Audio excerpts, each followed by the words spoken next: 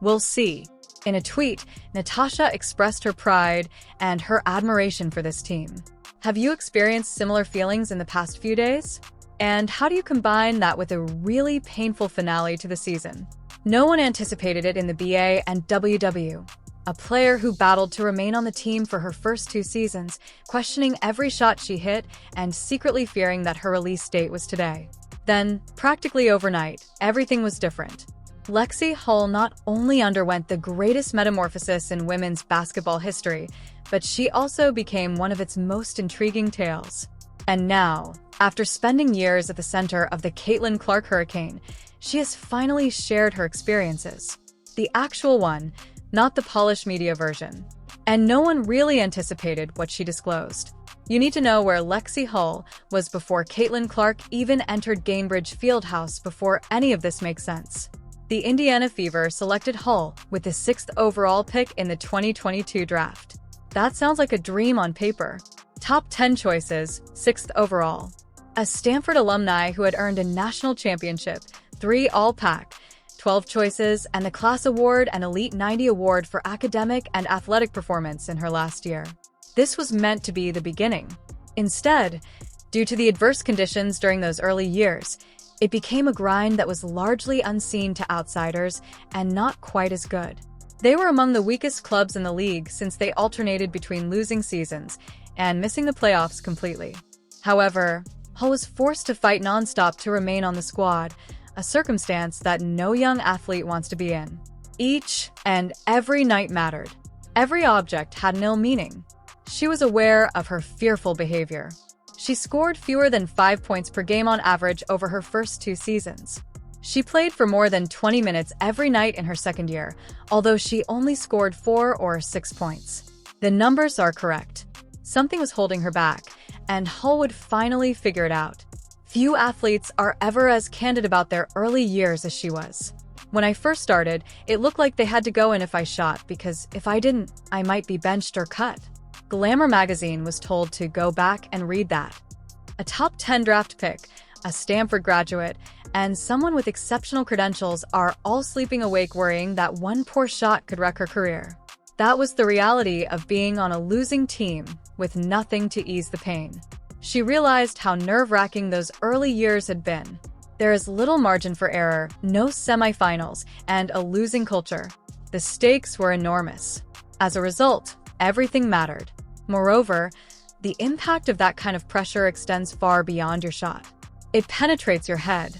It affects how you move and think, the technique in which you breathe when performing.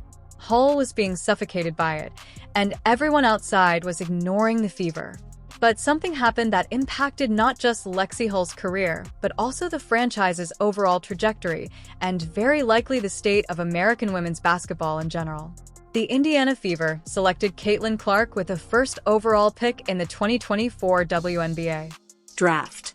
If you need a reminder, here is a quick summary of Caitlin Clark's behavior at the time. Regardless of gender, the most decorated scorer in NCAA basketball history.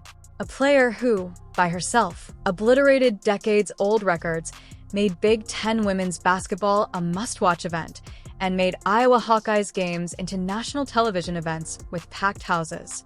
The WNBA as a whole was about to discover whether the excitement surrounding her, which had never been seen for a women's basketball player before, was real.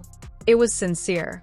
Her status as the league's most important player was cemented by her record-breaking fan participation and output during her debut season. Suddenly, the Indiana Fever became the WNBA's most watched, talked about, contentious, and well-known team. Everywhere they went, there was a media frenzy, sold-out audiences, and national broadcasts. When Caitlin Clark put on the Indiana Fever tee, everything came together, and Lexie Hull was there the entire time. When talking about Caitlin Clark's impact on her teammates, this is rarely brought up.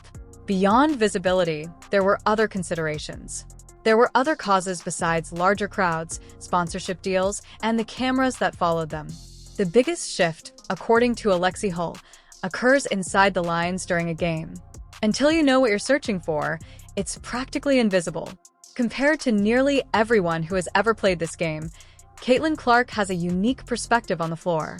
Coaches have fantasies about her because of her exceptional passing and court vision, as well as the way she draws defenders. There are no barriers in the way of open perimeter shooters. That was nothing short of freeing for someone like Lexie Hull, who had tortured herself over each shot attempt for 2 years.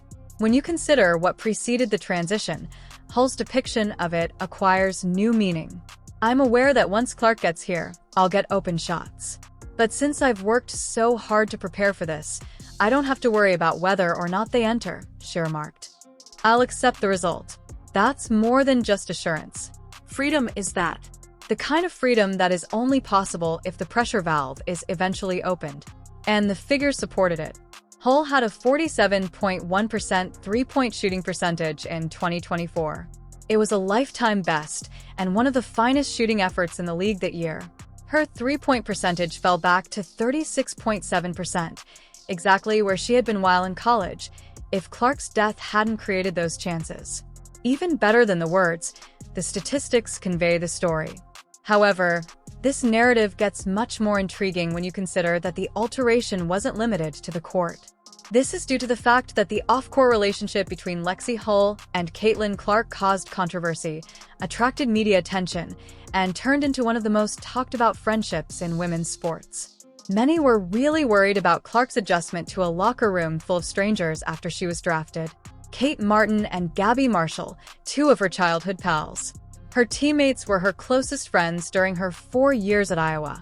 In a room where everyone else had previously built relationships, she was the franchise's new face when she got to Indiana.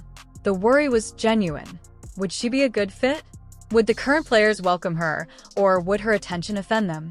And in reality, this is what took place. She and Lexie Hull fell in love almost instantly. They were hanging out off the court in Indianapolis at the end of that first season. As if they had been friends for years, they were laughing, sharing films on TikTok, and experimenting with different drinks. During the Olympic break, the WNBA visited Mexico. Fans loved the chemistry, which was undeniable. But by 2025, the dynamic had evolved to the point that it was referred to by a different name. What had been a duo turned into a trio when Sophie Cunningham was traded to Indiana in the offseason before the 2025 season. Clark, Hull, and Cunningham began referring to themselves as the Tres Leches, and their combined efforts produced some of the most popular and humorous content in the league. Clark's well-known caddies at an LPGA Prom event were Hull and Cunningham. They were always making fun of each other on social media. "We are so back," Clark commented on Instagram after sharing pictures from Fever Media Day. Hull retaliated by making fun of Clark's lack of sun exposure. He told People magazine that Clark may benefit from some sun in one of the most humorous remarks of the offseason. It was the kind of taunting that only occurs in friendships where both parties are truly at ease with one another. Additionally, it provided the WNBA fan base with an intimate look at the athlete's personality, something they had never really experienced. Hull also disclosed that Clark will attend her wedding, which has been planned since Hull and former pitcher Will Matt of the Pittsburgh Pirates became engaged in April 2025. Before being selected in the 6th round of the 2019 MLB draft, Matt was a standout baseball player at Stanford, where the two first crossed paths. He moved to Indianapolis to be with Hull after retiring from baseball due to a string of ailments, which speaks much about the foundation of her life. Hull made the decision to confront a part of playing with Caitlin Clark that most people in her situation would have ignored or completely avoided. Despite the fact that everything has been nice and delightful, and it's the part of the story that merits the most attention, the 2025 WNBA season was one of the most polarizing in the league's history. Hull characterized Clark's arrival as having a specific air, a seriousness, a focus, and an edge that implied she had finished adjusting and was prepared to reign. Before the season began, Hull informed reporters that Clark had clearly changed in his second year. "She is obviously there and prepared to conduct business." Hull claimed that initially, Reed appeared to be entirely correct. Hull is playing the best basketball of her career during the first 7 games of 2025. She averaged more than 10 points per game and had the highest three-point shooting in the WNBA at 55.6%. The Fever showed up to finally be a cohesive unit. The injury then began. Clark missed several games due to his quad problem. Then there was a groin problem. There was then another soft tissue issue. One of the most devastating incidents of the season occurred on July 15th, when Clark was hurt on the sidelines during a game against the Connecticut Sun for the fourth time in a few months. After giving it her all and witnessing everything fall apart, Clark appeared to be fighting back tears as she rose from the floor, draped a towel over her face, and leaned her forehead against the basket structure. And Lexie Hull was seated next to her, as a true friend does when words fail to convey their emotions. Hull later talked candidly about the why me queries and Clark's leadership role at the time. Despite putting forth more effort than anyone else in the building, she was irritated that her body would not cooperate. It was a rough chapter. The fever one, even though Clark was sidelined for a large portion of the season. They persevered all the way to the WNBA semifinals, when they defeated the eventual champion Las Vegas Aces in a crucial Game 5 that required overtime before Indiana lost. Hull's two-way persistence, which isn't evident in a box score, was a major factor in the run. Assuming command, making plays that kept